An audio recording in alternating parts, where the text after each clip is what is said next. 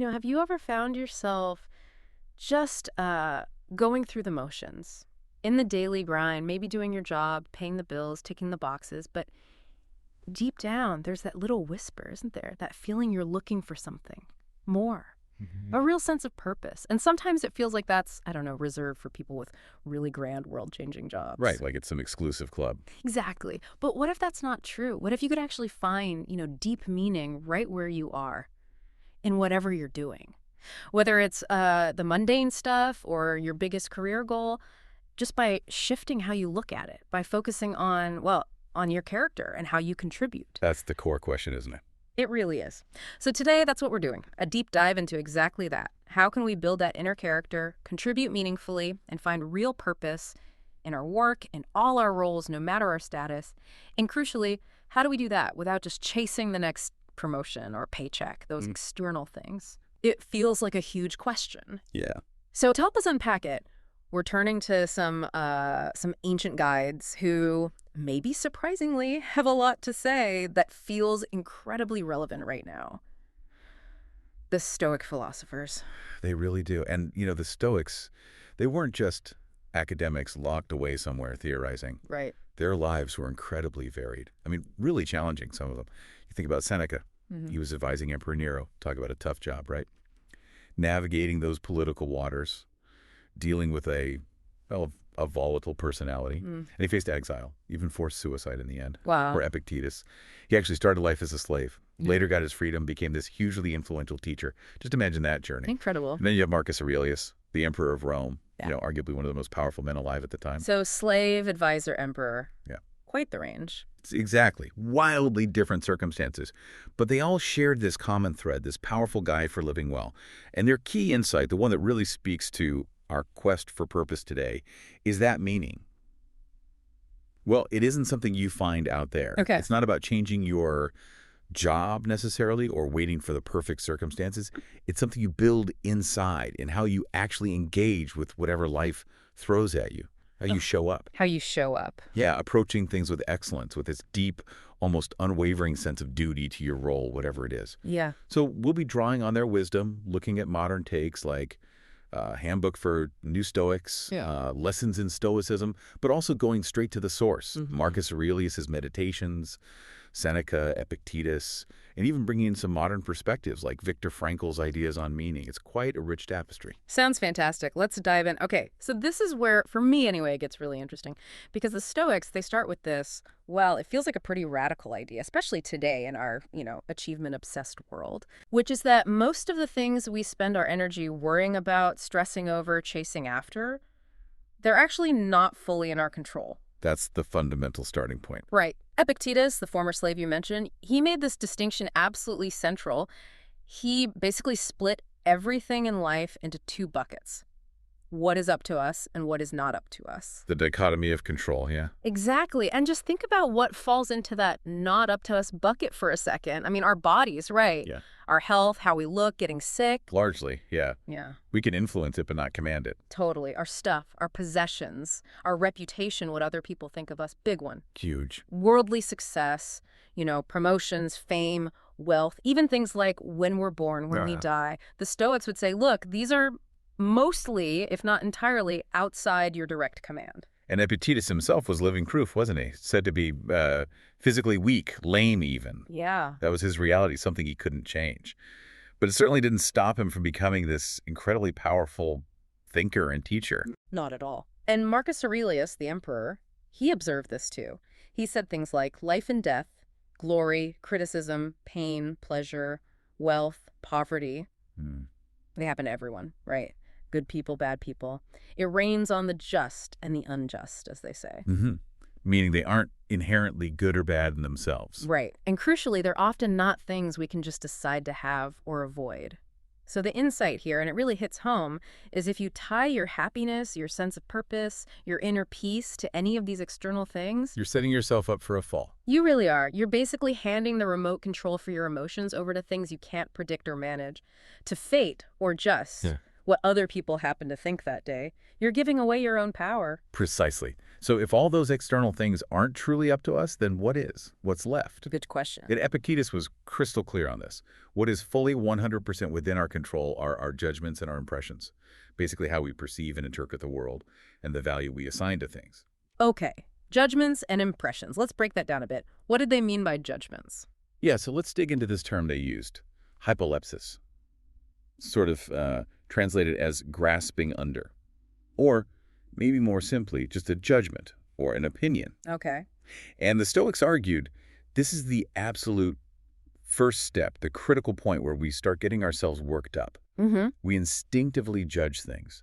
This is good. Yeah. That is bad. This is harmful. That's beneficial. Right. We do that automatically. Constantly. Yeah. And often these judgments aren't even conscious, fully formed thoughts. They can be implicit.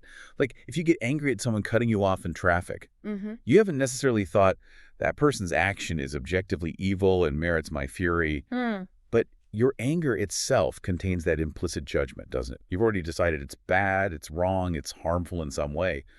The anger is the agreement, the assent to that judgment. Okay. So the emotion follows the judgment, even if the judgment is super fast and unconscious. Exactly. And what's truly fascinating here and really empowering is the sheer power we have in how we describe situations to ourselves, the labels we put on things, the value judgments we attach. Right. This ties into another key term, fantasia, an impression, which is basically any thought or awareness that pops into your head. It could be simple perception, there's a coffee cup, or it could be a complex, value-loaded thought like getting that promotion is absolutely essential for my happiness, or a classic Stoic one, public speaking is terrifying, or even death is not something to be feared. So impressions are the raw data coming in, and judgments are what we do with that data. That's a great way to put it. The core Stoic task, the real work, is learning to examine those impressions, those initial thoughts and feelings, and apply reason to them before we automatically judge them and react. They called it using reflexive rationality. Reflexive rationality. Yeah, basically putting your thinking mind, your reason, in that gap between the impression hitting you and your habitual reaction. Epictetus had that incredibly powerful line. It is not enough to be hit or insulted to be harmed. You must believe that you are being harmed. Wow. That just stops you in your tracks, doesn't it? It puts all the power back in your own court. So if my boss criticizes my work or someone says something unkind, it's not the words themselves that hurt me. It's my judgment about those words. That's the Stoic argument, yes. The initial sting might be there, that first movement we'll talk about. Mm-hmm. But the harm, the suffering comes from your assent to the judgment. This criticism is terrible. This means I'm a failure. This insult diminishes me. Okay, conceptually that makes sense. But applying that reflexive rationality in the heat of the moment, that sounds incredibly hard. Could you walk us through a sort of everyday example? Like how would that actually play out? Sure, absolutely. And you're right, it is hard. It's a practice, like strengthening a muscle. It takes consistent effort. So let's take a common work scenario. Imagine you've poured your heart and soul into a project, worked late, really busted your gut. You present it, feeling pretty good about it. Yep, in there. Then a colleague comes up afterwards and gives you some feedback. Maybe they call it constructive criticism, but to you, it lands harshly. It feels unfair, maybe even a bit personal. Okay, yeah. Your immediate involuntary reaction of the first movement might be that not in your stomach, your heart speeds up, you feel a flush of defensiveness or anger. That's the impression hitting you, combined with that instant implicit judgment. I'm being attacked. This is unfair. They're undermining me. Right, the gut reaction. Exactly. Now, the Stoic practice, the reflexive rationality, is to hit pause right there before you let that feeling dictate your response, before you internalize it as, I am harmed. Okay, pause. Then what? Then you question the judgment. You engage your reason. Ask yourself, okay, hold on. Is this judgment actually true? Is there any validity to the criticism, even if it was delivered poorly? That takes honesty. It does. Is it fair? Or is it maybe just their opinion, their perspective?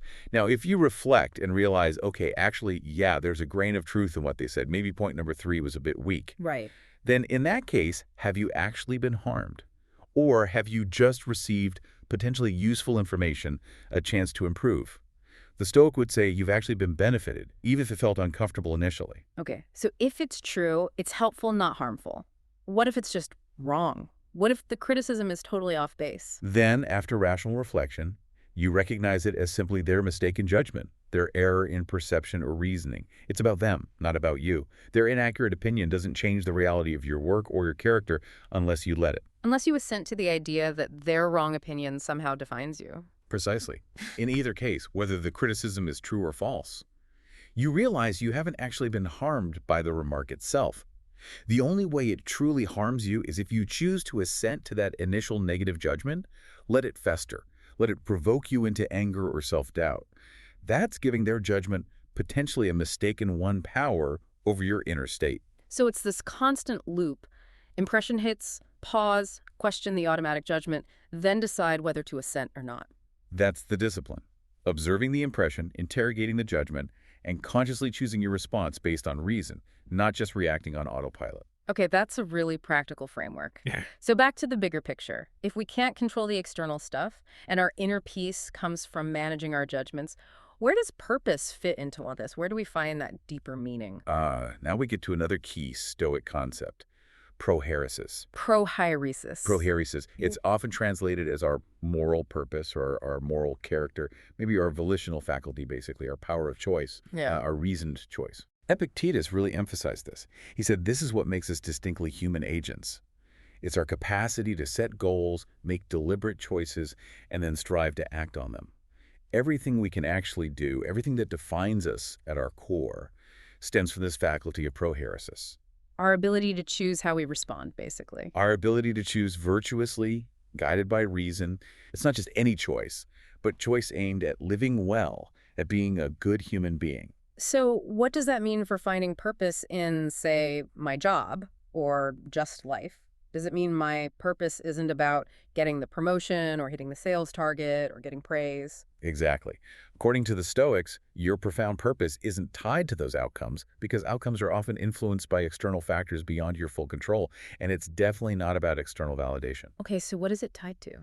It's tied to the quality of your choices, the virtue embedded in your responses, the character you cultivate and express through your actions, moment by moment. How you do the job, not just what the job is or what results you get. Precisely.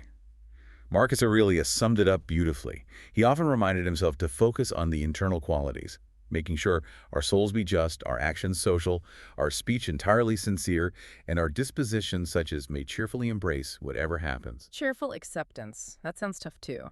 It's not about being happy-clappy about bad things, but about accepting reality and focusing on your virtuous response within that reality.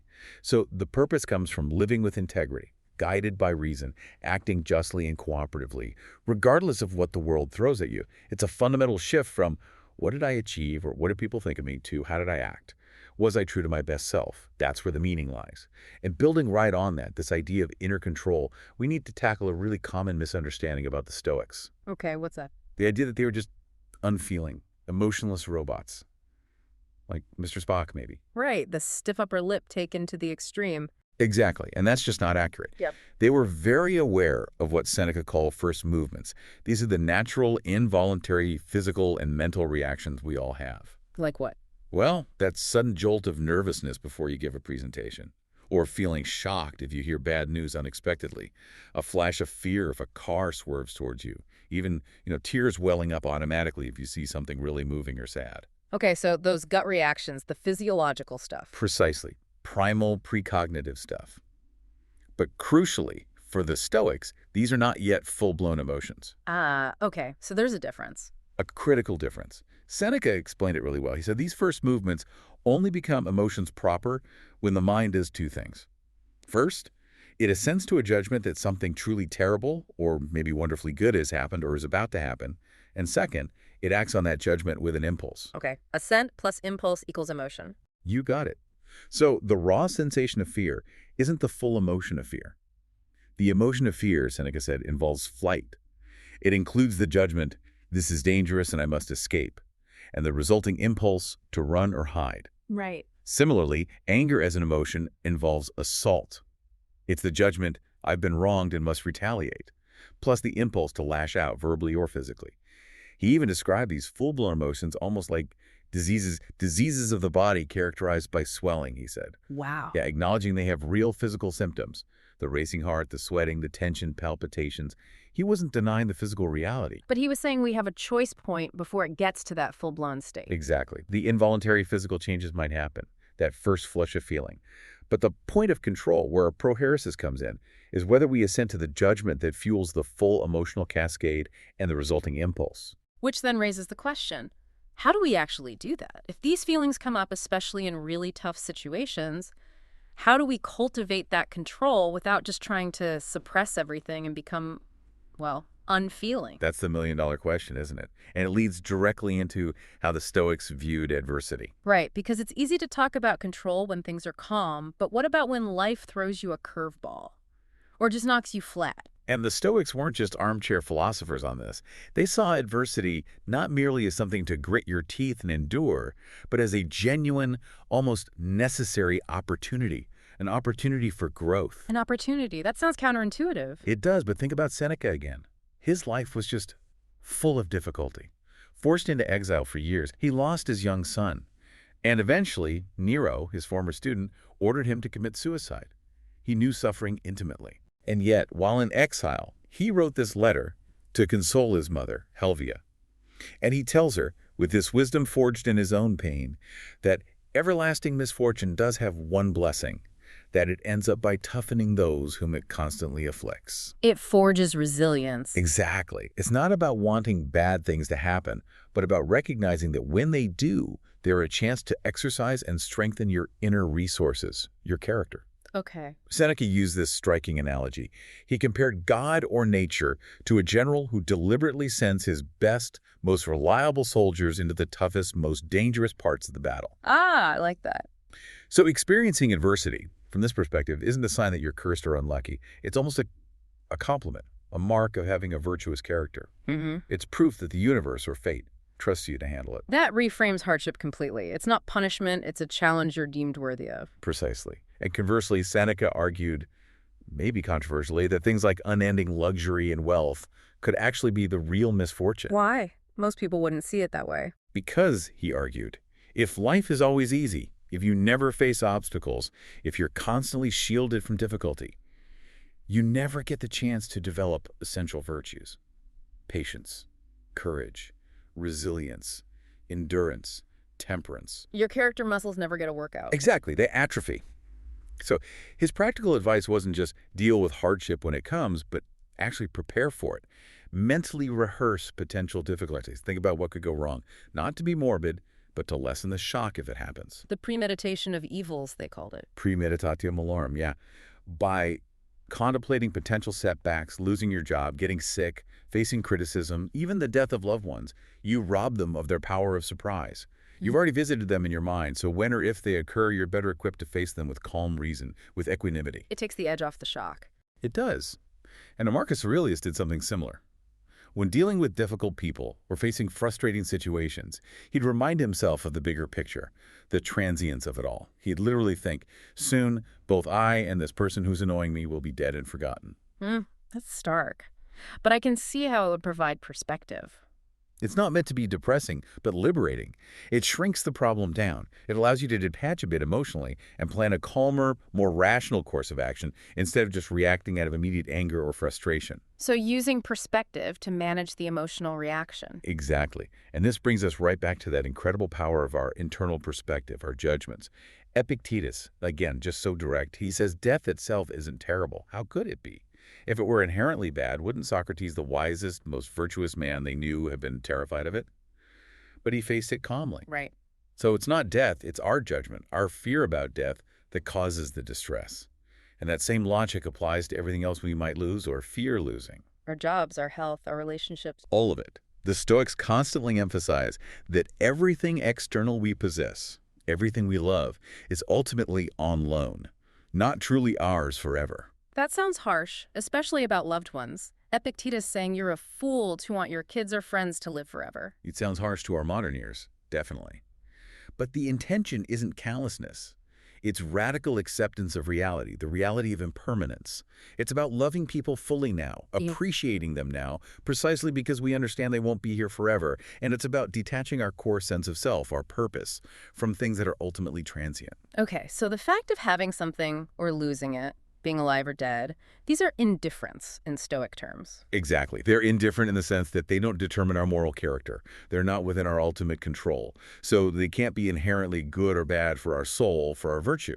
Painful, yes. Difficult, absolutely. But not destructive of our core purpose. Because our purpose lies in how we respond. Yes. If our purpose is fundamentally tied to our character, our prohairesis, how we choose to act, then external losses, no matter how painful they feel in that first movement, they can't destroy that purpose. Instead, they become Opportunities.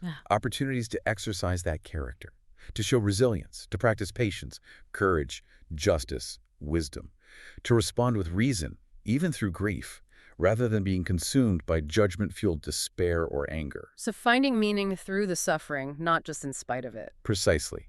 It's about recognizing that while the external situation might be terrible, your internal capacity for virtuous response remains intact. It's always within your power to choose how you face it. And that choice, that's where your enduring purpose lies, untouched by fortune. It connects strongly with what Viktor Frankl found in the concentration camps. That meaning could be found even in the darkest circumstances through the attitude one chose to take. That's such a powerful reframe that our core purpose can endure even the worst external events. Now, we've talked a lot about the inner world, managing judgments, finding strength within. But the Stoics weren't advocating for us to just retreat into our own heads, were they? Not at all. That's another common misconception. They were very clear. Humans are fundamentally social beings. Social and political animals, as Aristotle, who influenced them, put it. We're designed to live and function together. So all this inner work, the self-mastery, it's not for isolation. Quite the opposite. Think of it as training. It's the inner preparation needed to engage with the world, with other people, more effectively, more virtuously, more constructively. Okay. It's like getting your own house in order so you can be a better neighbor. That's a great way to put it. It's about becoming a better contributor to the human community, a better citizen of the world, or the cosmos, as they'd say. And they had this idea of expanding circles of concern, didn't they? Hierocles. Yes, Hierocles, a really insightful Stoic. He pictured our sense of connection and duty starting with ourselves, our own mind and body, then radiating outwards. Like ripples in a pond. Exactly. The next circle is our immediate family, then maybe extended family and friends, then our local community, our town or city, then our country. And the final, all-encompassing circle. All of humanity. All humankind. He argued we have a natural affinity, a duty of care, that should ideally extend to every single human being simply because we share that common spark of reason that share humanity. This is the root of Stoic cosmopolitanism, seeing yourself as a citizen of the world. Wow. That's a big responsibility. It is. Seneca talked about this too, saying philosophy's first promise is creating this feeling of fellowship, of belonging to mankind and being members of a community. It's baked into the philosophy we're inherently connected and we have responsibilities to each other. So the question isn't if we have a role to play in the world, but how we choose to play the roles we find ourselves in. Precisely. And this connects directly back to that idea of doing your job, but now viewed through this social ethical lens. Right. Epictetus and the actor in a play analogy. Yes, such a powerful metaphor. Remember his advice. Remember that you are an actor in a play, the character of which is determined by the playwright. Meaning you don't choose the role. You don't choose the role, whether you're born rich or poor, healthy or sick, into privilege or hardship. You don't get to decide the plot, what happens to you. You don't control how long the play lasts your lifespan. So many things outside our control. Exactly. So Epictetus says, rather than fighting against all that, rather than complaining about your part or wishing you had a different one, your business, your job is simply this, to play the assigned role well. Whatever that role is. Whatever it is, whether you're a CEO, a parent, a teacher, a cleaner, a student, a caregiver, a friend, play that role, the one you currently occupy, to the absolute best of your ability, with excellence, integrity, and a sense of duty. So purpose isn't tied to the status of the role, but the quality of your performance within that role. That's it, exactly. Seneca echoed this constantly. He said the goal of a good person, the Stoic goal, is to be useful, to help others, and to take care not only of ourselves, but of everyone in general and of each one in particular. It's about contribution within your sphere. It's not about passive acceptance then. It's about active, virtuous engagement in whatever situation you're in. Active, virtuous engagement. That's a perfect summary. Can we look at some more of those historical examples you mentioned? How did real Stoics navigate this, especially when their assigned role put them in really difficult, maybe morally compromising or dangerous situations. How did they balance playing the role well with maintaining their Stoic integrity? Great question. And history gives us compelling, sometimes tragic examples. Let's go back to Seneca advising Nero. Yeah, that seems like an impossible job. Right. Nero was becoming increasingly erratic, cruel, tyrannical. Seneca's assigned role was tutor, advisor, guide. He knew his duty. And for years, he genuinely tried. He wrote essays for Nero on mercy, on good leadership. He tried to steer him, to mitigate the harm, to channel his energies positively. He was playing his part, trying to be useful. He was playing his part, navigating incredible political danger daily. He stayed in that role, likely long after he saw it was becoming futile, because he felt it was his duty to exert whatever small positive influence he could for the good of the state for as long as possible. Even knowing the likely outcome. Even knowing the risks, yes. Yeah. He played the role well, even though the play itself turned into a horror show. His end was tragic, forced suicide, but his commitment to his perceived duty within that awful context is a powerful, if complex, Stoic example. Wow, okay, who else? Then there was Thrasea, a contemporary of Seneca, also a senator, also deeply influenced by Stoicism. In Nero's Rome, the Senate had mostly become just a rubber stamp, right? Terrified of the emperor. But Thrasea consistently acted with courage and integrity. He spoke out, respectfully but firmly, asserting the Senate's traditional authority. He pushed for honesty. He challenged Nero's excesses, like the execution of political opponents or the deification of Nero's dead wife. He saw his job as upholding the Senate's integrity, not just pleasing the emperor. Exactly.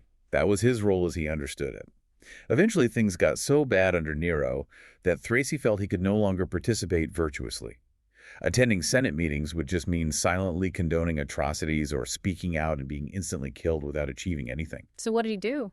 He made a deliberate choice to withdraw. He stopped attending Senate meetings. It was a powerful, silent protest, his way of refusing to legitimize Nero's tyranny any further. And Nero's reaction? Predictable.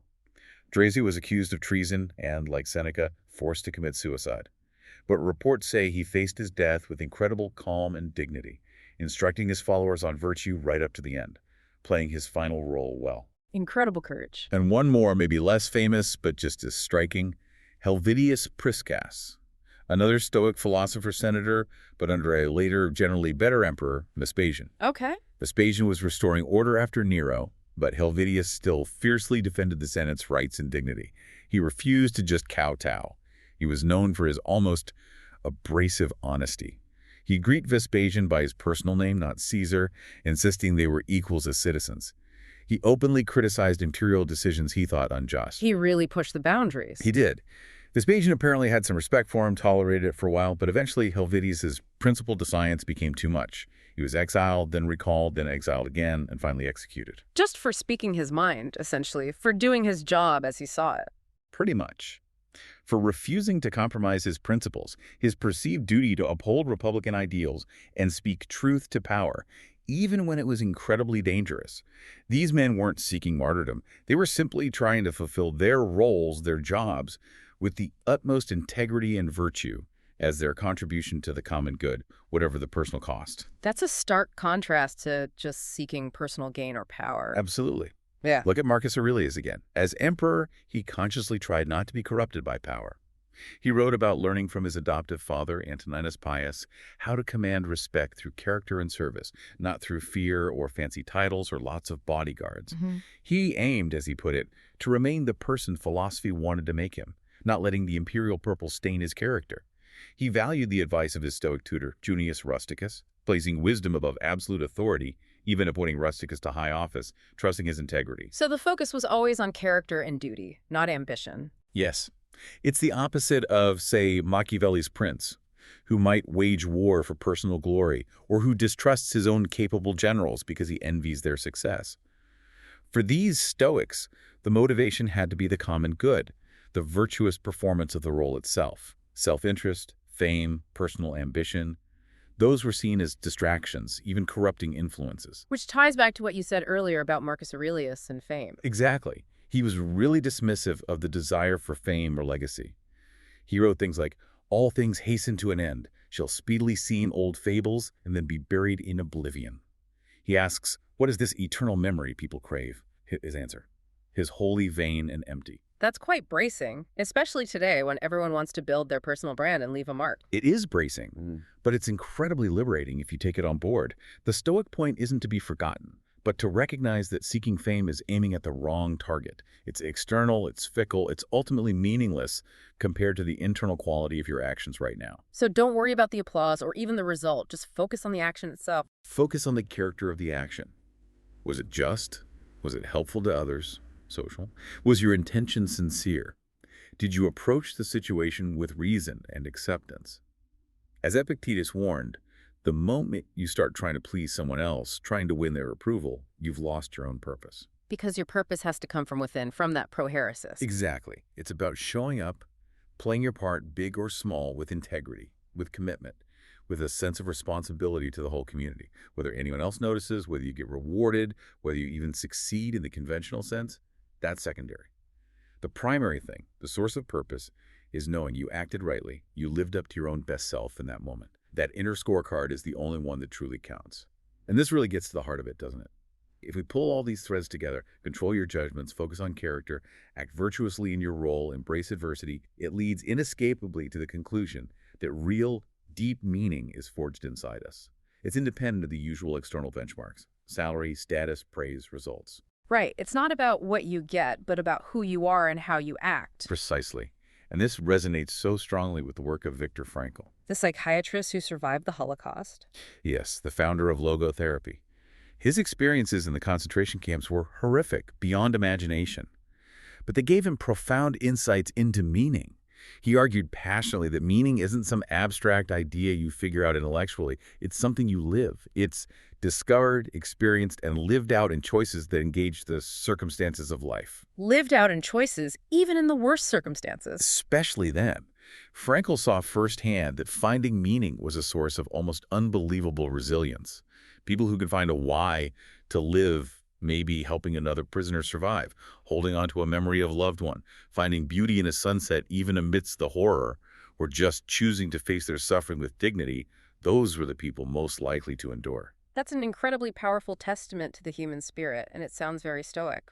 It really does.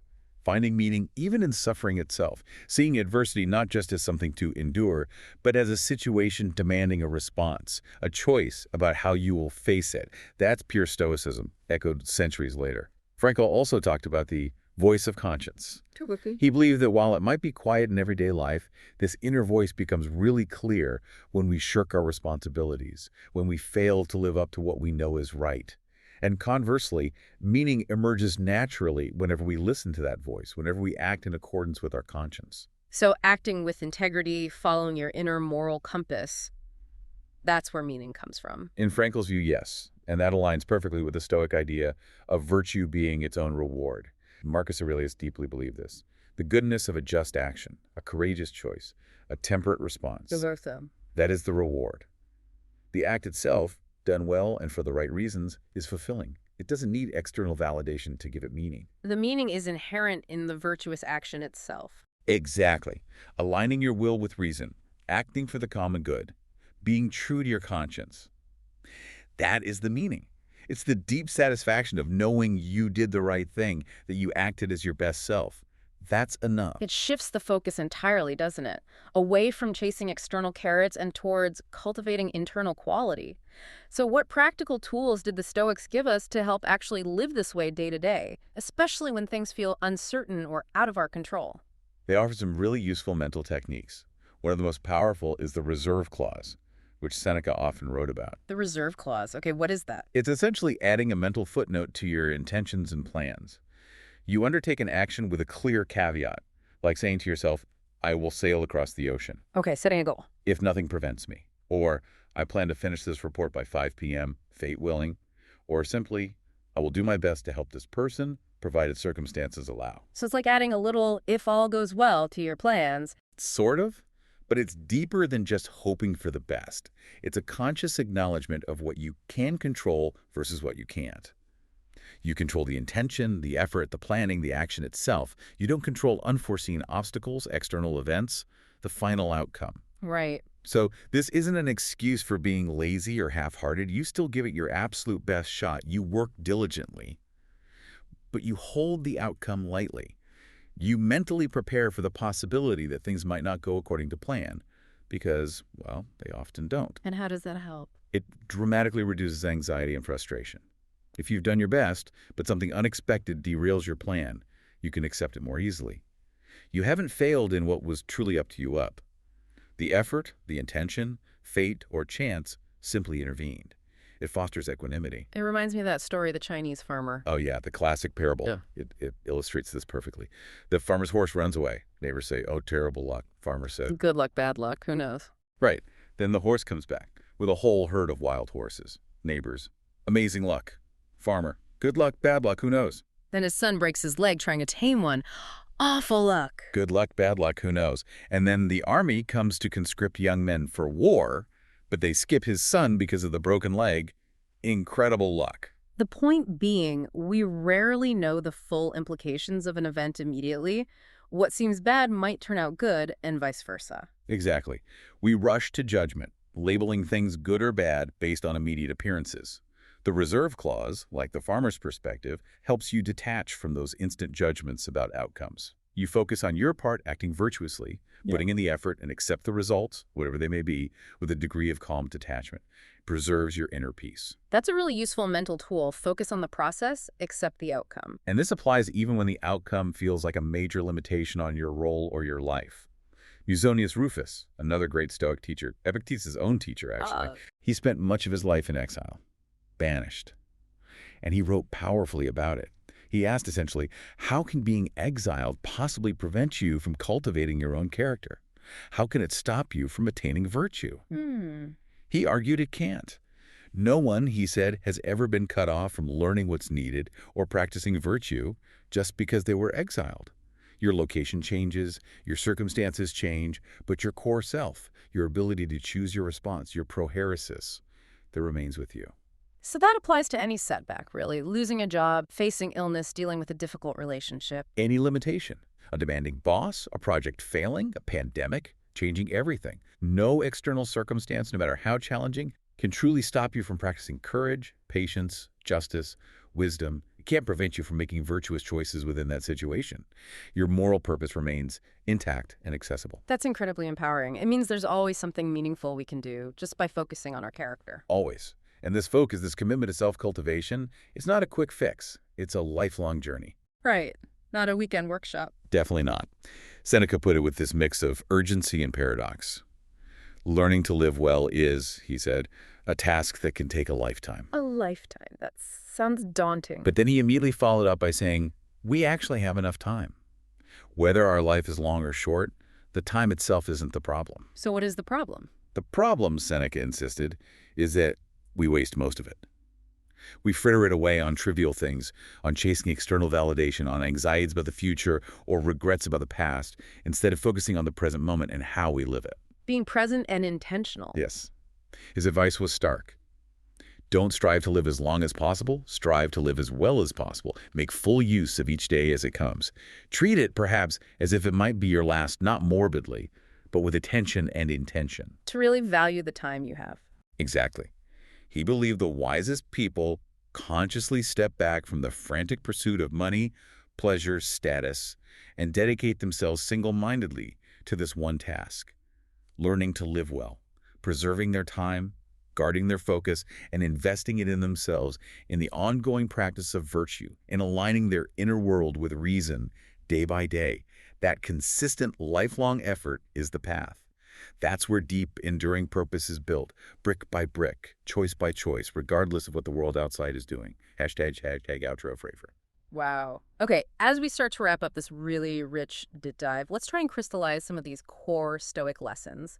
It feels like we've covered so much ground. We have, yeah. It seems that the fundamental message is that finding that profound meaning, that real purpose in your work and your life roles, it doesn't actually depend on your job title, your salary, or what other people think of you. Not at all. Those are externals. Right. Instead, that deep sense of purpose, it really blossoms when you shift your focus inwards, when you concentrate relentlessly on what's truly within your control. Which boils down to your judgments, how you interpret events, the quality of your character, the virtues you choose to cultivate, and the intentionality behind your actions, how you choose to respond, moment by moment. And it's about developing this mindset, isn't it? A mindset that doesn't just endure adversity, but actually sees it as, well, fuel for growth, an opportunity to strengthen those inner muscles. Yes. Seeing challenges as tests of character. And understanding your emotions, not being ruled by them, but recognizing those first movements and then choosing a reasoned response.